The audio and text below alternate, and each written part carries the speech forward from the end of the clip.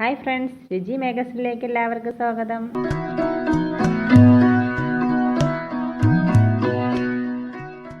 Dear friends, welcome back to my channel. ഇന്ന് നമുക്ക് ചെമ്പല്ലി കൊണ്ട് വറുത്തരച്ച ഒരു മീൻ കറി ഉണ്ടാക്കുന്നത് എങ്ങനെയെന്ന് നോക്കാം. അതിനായി ഞാനിവിടെ 6 മീൻ എടുത്തിട്ടുണ്ട്. അതിനു മുമ്പ് എന്റെ ഈ ചാനൽ സബ്സ്ക്രൈബ് ചെയ്യാതെയാണ് കാണുന്നതെങ്കിൽ ഒന്ന് സബ്സ്ക്രൈബ് ചെയ്തേക്കണേ. കൂടെ കാണുന്ന ബെല്ലൈക്കൺ പ്രസ് ചെയ്ത് ഓൾ ഓപ്ഷനും കൂടെ കൊടുത്താൽ ഞാനിടുന്ന പുതിയ വീഡിയോസിന്റെ നോട്ടിഫിക്കേഷൻ നിങ്ങൾക്ക് അപ്പോൾ ലഭിക്കുന്നതാണ്. ഈ മീൻ നമുക്ക് വേസ്റ്റ് ഒക്കെ കളഞ്ഞ് വൃത്തിയായി കട്ട് ചെയ്തെടുക്കാം. ഞാനിപ്പോൾ ഇവിടെ മീൻ തലയോടുകൂടി തന്നെയാണ് എടുത്തിരിക്കുന്നത്. കറി വയ്ക്കുന്നതിന് മുമ്പേ നമുക്ക് ഈ മീനൊന്ന് ഹാഫ് ഫ്രൈ ആക്കിയത് എടുക്കേണ്ടതുണ്ട്. അതിന് വേണ്ടിയിട്ട് കുറച്ച് വെളുത്തുള്ളി, ഒരു 3 വലിയ ഉള്ളി എടുത്ത് പൊളിച്ചെടുത്തതാണ്. ചെറിയൊരു പീസ് ഇഞ്ചി, കുറച്ച് കരിവേപ്പില, ഇതെല്ലാം കൂടെ മിക്സിയിലിട്ട് ഒന്ന് നന്നായിട്ട് അരച്ചെടുക്കാം. ഈ അരച്ചെടുത്ത കൂട്ടിലേക്ക് 2 ടേബിൾ സ്പൂൺ മുളക് പൊടിയും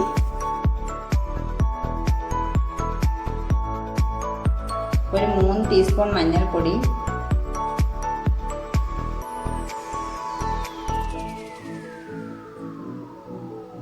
ഒരു 2 ടീസ്പൂൺ വലിയ ജീരകത്തിന്റെ പൊടി, പെരിഞ്ജീരകപ്പൊടി എന്ന് പറയും, 1 ടേബിൾ സ്പൂൺ കുരുമുളക് പൊടി, ആവശ്യത്തിന് ഉപ്പ്. ഇതിലേക്ക് കുറച്ച് വെളിച്ചെണ്ണ കൂടി ചേർത്ത് നമുക്ക് നന്നായിട്ട് അരച്ചെടുക്കാം. പേസ്റ്റ് രൂപത്തിലാക്കി അരച്ചെടുക്കാം. ഈ അരച്ചു വെച്ചിരിക്കുന്ന കൂട്ട് നമുക്ക് ഈ മീനിലേക്ക് നന്നായി തേച്ച് പിടിപ്പിക്കാം.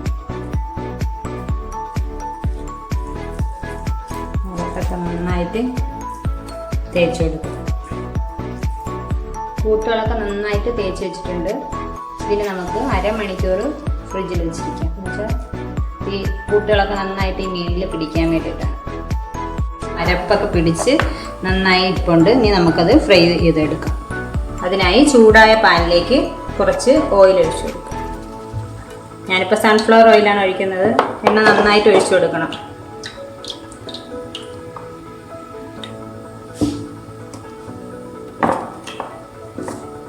നന്നായി തിളച്ച എണ്ണയിലേക്ക് നമുക്ക് ഈ മീൻ ഇട്ടു.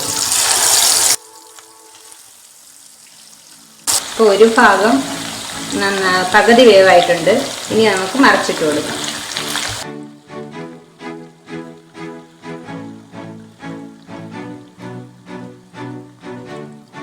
മീനിപ്പോൾ 2 വശവും നല്ലതായിട്ടില്ല, ഹാഫ് ഫ്രൈ ആയിട്ടുണ്ട്. ഇതിന് നമുക്ക് കോരിയെടുക്കാം.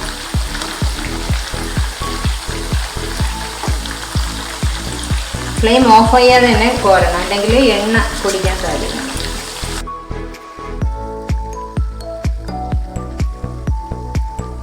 നമ്മളെ മീൻ ഫ്രൈ ആക്കി എടുത്തിട്ടുണ്ട്. ഇത് മാറ്റി വെച്ചിട്ട് നമുക്കിനി കറിയിലേക്കുള്ള കൂട്ട് തയ്യാറാക്കാം. കറിയിലേക്ക് ആവശ്യമായ കൂട്ട് തയ്യാറാക്കേണ്ടതുണ്ട്. അതിനായി ഒരു പാൻ അടുപ്പത്ത് വെച്ച് പാൻ ചൂടായതിനു ശേഷം അതിലേക്ക് ഒരു തേങ്ങ ഞാൻ ചിരകി വെച്ചിട്ടുണ്ട്. ആ തേങ്ങ ചേർത്ത് നന്നായിട്ട് വറുത്തെടുക്കാം.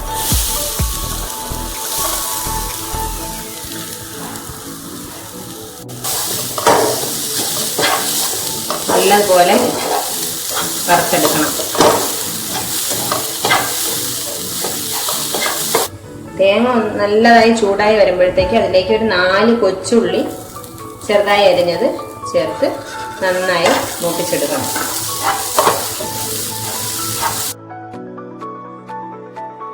ഒന്ന് മൂത്ത് വരുന്ന സമയം കൊണ്ട് നെല്ലിക്ക വലിപ്പത്തിലുള്ള പുളി നമുക്ക് ഇതിലേക്ക് പിച്ചിട്ട് കൊടുക്കാം. ഇതും കൂടി നമുക്കൊന്ന് ചൂടായി കിട്ടേണ്ടതുണ്ട്. നമ്മുടെ തേങ്ങ ഇപ്പോൾ നല്ല ആവശ്യത്തിന് മൂത്ത് നല്ല ഗോൾഡൻ നിറമായി വന്നിട്ടുണ്ട്. ഇനി നമുക്ക് ഇതിലേക്ക് മസാലകൾ ഇട്ട് കൊടുക്കണം. ഇതിലേക്ക് 1.5 ടേബിൾ സ്പൂൺ മുളക് പൊടി, 2 ടേബിൾ സ്പൂൺ മഞ്ഞൾപ്പൊടി, 1 ടീസ്പൂൺ കുരുമുളക് പൊടിയും ചേർത്ത് ഒന്നുകൂടി ഒന്ന് ലോ ഫ്ലെയിമിലിട്ട് പച്ചമണം മാറുന്നത് വരെ ഇളക്കി കൊടുക്കാം. ഇതിന്റെ പച്ചമണമൊക്കെ മാറിയിട്ടുണ്ട്. ഇനി ഫ്ലെയിം ഓഫ് ചെയ്ത് ഇതൊന്ന് ചൂടാറിയതിനു ശേഷം ഒരു മിക്സിയുടെ ജാറിലിട്ട് വെള്ളവും ഒഴിച്ച് നല്ല പേസ്റ്റ് രൂപത്തിൽ നമുക്ക് അരച്ചെടുക്കാം. ഇനി നമുക്ക് കറി തയ്യാറാക്കാനായി ഒരു പാത്രം അടുപ്പിൽ വെച്ച് ചൂടാകുമ്പോൾ അതിലേക്ക് 2 ടേബിൾ സ്പൂൺ വെളിച്ചെണ്ണ ഒഴിച്ചു കൊടുക്കാം. എണ്ണ തിളച്ചു വരുമ്പോൾ ഇതിലേക്ക് 1/2 ടീസ്പൂൺ ഉലുവ ഇട്ട് പൊട്ടിച്ചതിലേക്ക് 2 തക്കാളി, 4 പച്ചമുളക്, കുറച്ച് കറിവേപ്പില എന്നിവ ഇട്ട് ഒന്ന് വഴറ്റിയെടുക്കാം.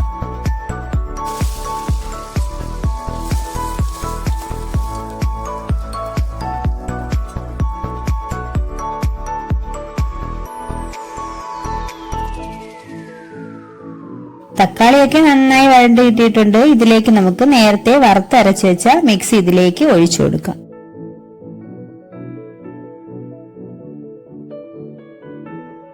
ഇതിലേക്ക് കുറച്ച് വെള്ളം കൂടി ചേർത്ത് ആവശ്യത്തിന് ഉപ്പും ഇട്ട് ഒന്ന് തിളപ്പിച്ചെടുക്കാം.